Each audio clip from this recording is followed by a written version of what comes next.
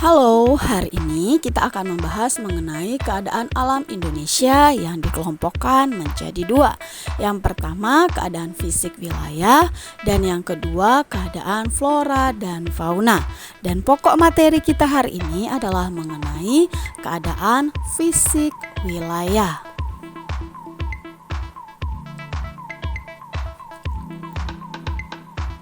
Keadaan fisik dapat dikenali dari tiga hal. Yang pertama, kondisi geologi, yang kedua, bentuk muka bumi, dan yang ketiga, iklim. Bumi terdiri atas lempengan yang bergerak terhadap satu dan lainnya.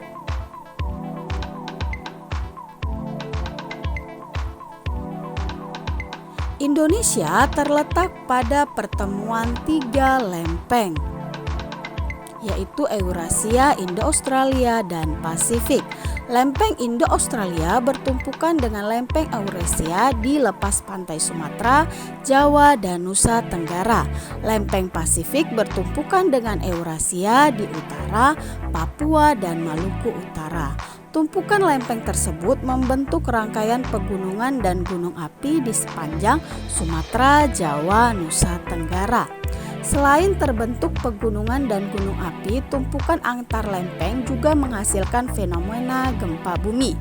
Indonesia merupakan salah satu negara yang sering mengalami gempa bumi, terutama pulau-pulau sepanjang pertemuan lempeng Sumatera, Jawa, Nusa Tenggara, Maluku, dan Sulawesi.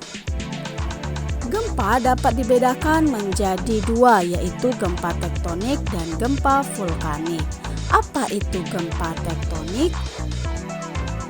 Gempa yang terjadi karena pergerakan lempeng tektonik, dan gempa vulkanik adalah gempa yang terjadi akibat aktivitas gunung berapi.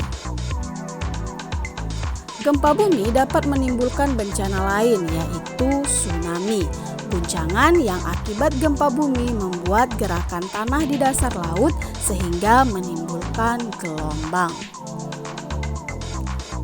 Selain gempa bumi, Indonesia juga rawan akan bencana letusan gunung api. Proses terbentuknya gunung api terjadi akibat endapan magma di dalam perut bumi yang didorong keluar. Indonesia sebagian besar gunung berapinya tersebar di sepanjang Sumatera, Jawa, sampai Nusa Tenggara. Dampak positif dari letusan gunung berapi yaitu tanah menjadi subur.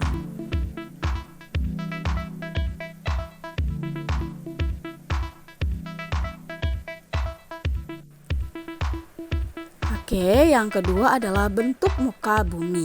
Indonesia terdiri atas belasan ribu pulau. Jumlah seluruhnya mencapai 13.466 pulau.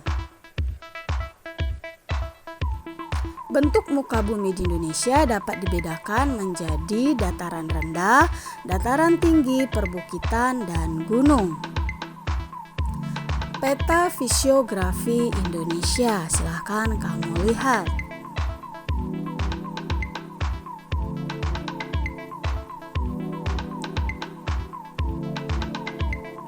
Dataran rendah merupakan daerah datar yang memiliki ketinggian 0 sampai 200 meter di atas permukaan laut.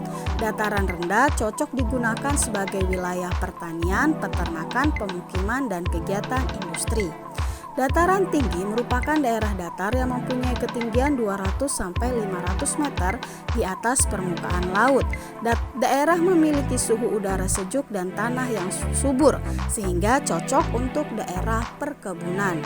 Yang ketiga adalah bukit, suatu wilayah yang memiliki permukaan tanah yang lebih tinggi dari daerah sekitarnya, ketinggiannya 200 sampai 500 meter di atas permukaan laut.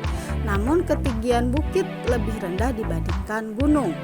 Gunung merupakan permukaan bumi yang menjulang tinggi dibandingkan daerah sekitarnya. Ketinggian gunung mencapai ribuan meter di atas permukaan laut. Yang kelima, pegunungan, yaitu kumpulan gunung yang saling berdekatan dan seringkali disebut sebagai gugusan beberapa gunung. Bentuk muka bumi yang berbeda menyebabkan perbedaan iklim, kesuburan tanah, tata air, unsur-unsur lainnya. Yang Yang ketiga adalah kondisi iklim Indonesia. Indonesia berada di wilayah tropis. Bagaimana ciri-ciri daerah beriklim tropis? Yang pertama, suhu udara yang tinggi sepanjang tahun, yaitu sekitar 27 derajat Celcius. Yang kedua, tidak ada perbedaan yang jauh antara suhu di musim hujan dan musim kemarau. Yang ketiga, curah hujan yang tinggi. Curah hujan rata-rata 200 mm per tahun. Yang keempat, sinar matahari selalu ada sepanjang tahun.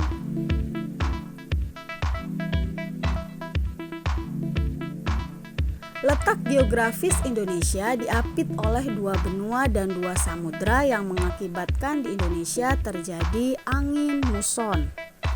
Angin muson adalah angin yang terjadi karena adanya perbedaan tekanan udara antara samudra dan benua. Angin bergerak dari Samudra Pasifik menuju Indonesia adalah angin muson dari Samudra Pasifik yang membawa banyak uap air sehingga terjadi musim hujan di Indonesia. Angin bergerak dari benua Australia karena benua Australia wilayahnya berupa gurun, maka udara yang bergerak membawa sedikit uap air sehingga terjadilah musim kemarau di Indonesia, terjadi di bulan April sampai September. Indonesia memiliki iklim tropis dengan suhu yang tinggi sepanjang tahun dan curah hujan yang besar. Dengan suhu yang tinggi dan curah hujan yang besar, penduduk Indonesia dapat melakukan berbagai aktivitas tanpa banyak terkendala oleh faktor iklim. Oke, demikianlah penjelasan kita pada hari ini. Semoga dapat kamu pahami. Ingat, Indonesia beriklim tropis. Sampai bertemu di pertemuan berikutnya. Terima kasih.